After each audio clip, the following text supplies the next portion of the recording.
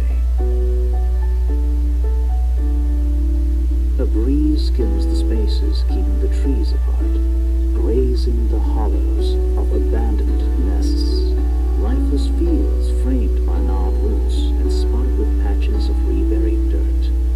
A familiar note is produced. It's the one desolation plays to keep its instrument in tune. Karkat has a feeling it's going to be a long day.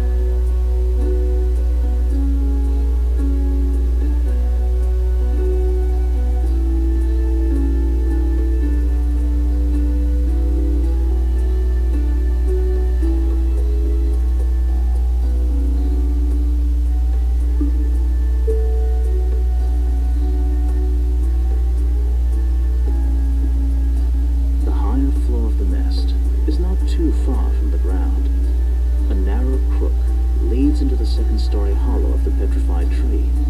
A small space, just large enough to comfortably stand in.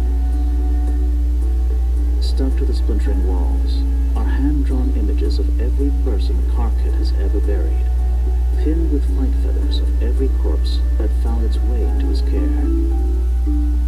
The artwork fluctuates in quality, as the portraits were hung over time with no rhyme or reason to their odor. From shaky silhouettes to crisp lines, from vague shapes to shaded features, from tear-stained borders to rain-aged corners. His subjects would receive retroactive medical care for their wounds, gauze, bandages, stitches to cover their gore. His subjects would smile. Karkat unfolds the paper he brought with him and hangs it on the wall with a lime green feather.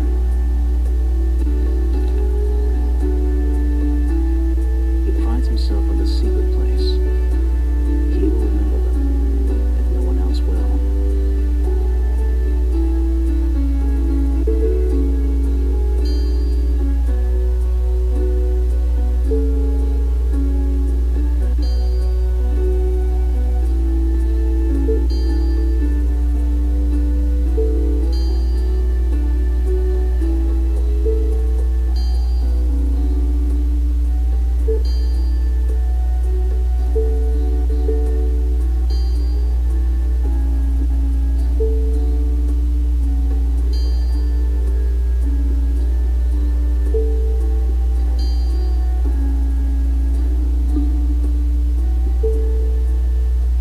John had been visiting the floor on a regular basis for the past few weeks. He always brought food and water, and spent the majority of his time teaching Karkat the science behind flight, which, contrary to Karkat's beliefs, wasn't as simple as flap your wings and go. Their lessons were peppered with casual conversations about trivial things Karkat could never remember afterward. John's intentions may have been honest, yet Karkat couldn't stop himself from feeling on edge with the new, constant presence.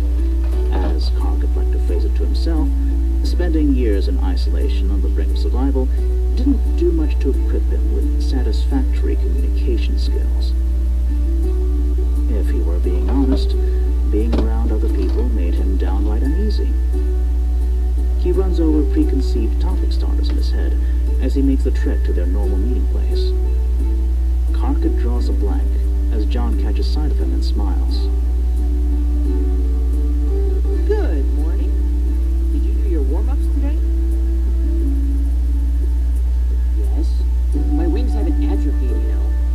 Why do I have to do these stupid exercises in the first place? Your wings might be in decent condition, but you've never used them to fly before. So, I use them for other things. Like what? Climbing. They give me leverage while climbing. See, once upon a time, I was struck by this brilliant fucking idea to live in branches in order to keep safe from predators. I ran with it right up until I got caught in a rainfall that knocked me on my ass and got me sick for a week. That's right about when I took to living underground. That's depressing. But hey, it's a place to sleep. When you're down to the bare essentials, that's all you really need. Once we get you flying, though, maybe you'll be able to find a warmer nest higher off the ground. Speaking of which, should we get started? Today? As in, right now? Yeah.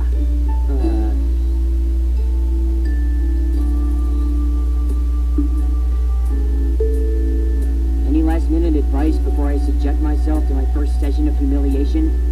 Stop being such a downer. Of course you're going to suck. You're not going to learn anything by not sucking. It won't be easy. Actually, it's going to be a massive amount of work. And you're going to fail. A lot. But don't feel bad. Mastering something new is 10% learning and 90% learning what not to do. That's actually a very sensible way to think about it. Once you stop flying, though, you suddenly realize how impractical all your clothes are. And we're back. Look, you were contributing to the conversation by expressing a decent sentiment that actually carried some minute shred of enlightenment. Can we go back to that?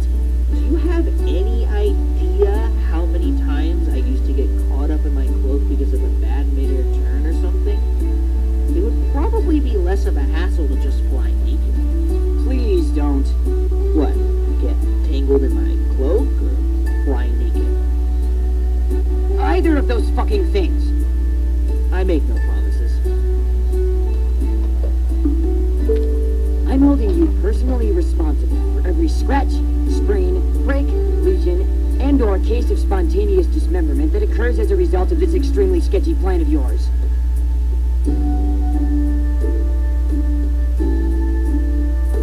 Alright, but Egbert Insurance doesn't cover floods, fires, or bald spots caused by plucking.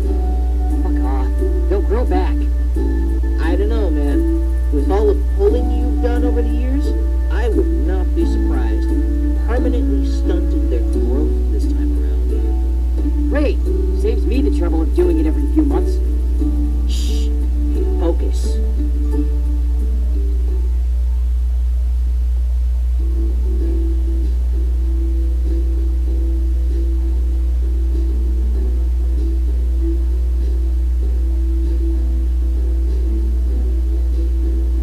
Alright, remember what I taught you.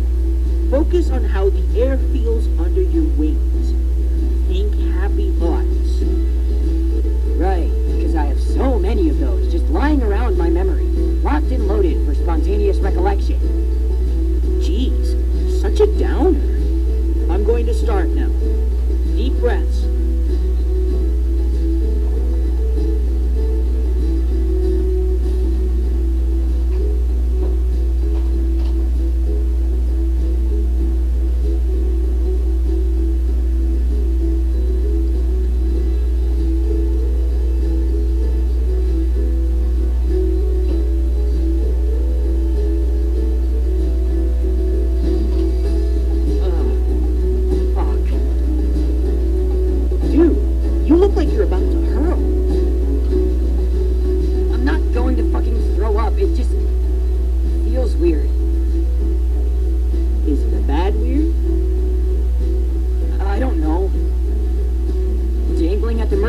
grip isn't helping.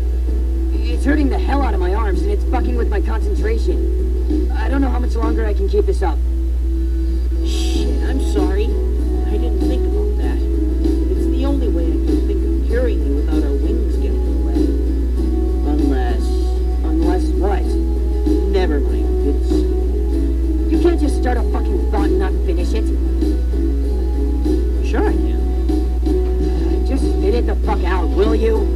Well, I could hold you by the waist, and you could put your arms around my neck. Is that all? Fucking hell, Egbert, that isn't anything to turn red over. Stop making an idiot out of yourself. You're blushing too. Like hell I am. Why would I be blushing? You're teaching me how to fly. End of story. It's not my fault you're mentally twisting this shit into some kind of perverted fantasy, you sick fuck. Oh, yeah, sure. That's exactly what I'm doing. There is no way I am not getting off on this somehow.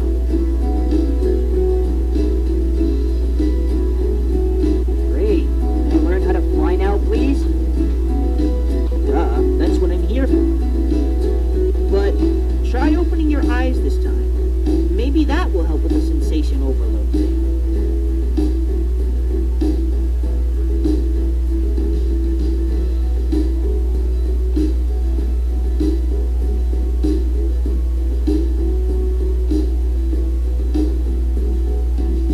Hey, I had a question. Remember how I spoke to Tavros a couple of weeks ago? Here it comes. You going to ask why I've been ignoring him? Why I'm not falling all over myself, pissing in eagerness at the prospect of allying with other people living down here? No, not really. After meeting him, I think I know the answer to both of those questions. He's weird, and I think he's engaged to his pet.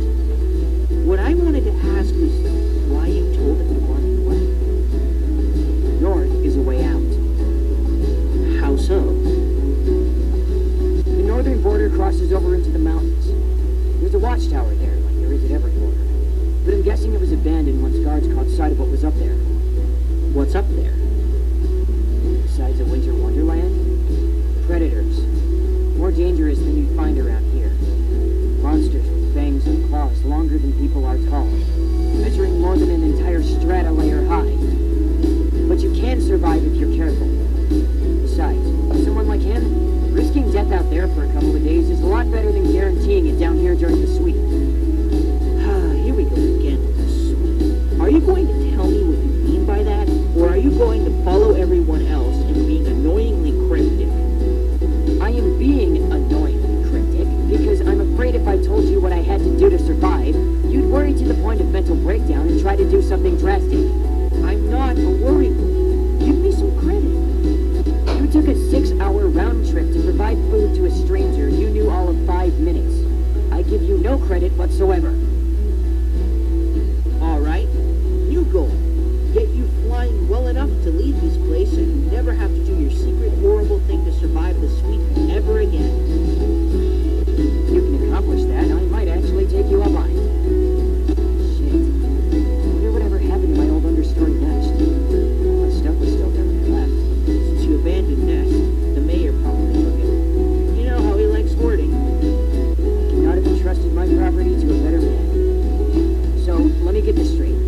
You're going to teach me how to fly just as well as you do, lead me back to the understory via a secret passageway, and take me to the mayor to get all my stuff back.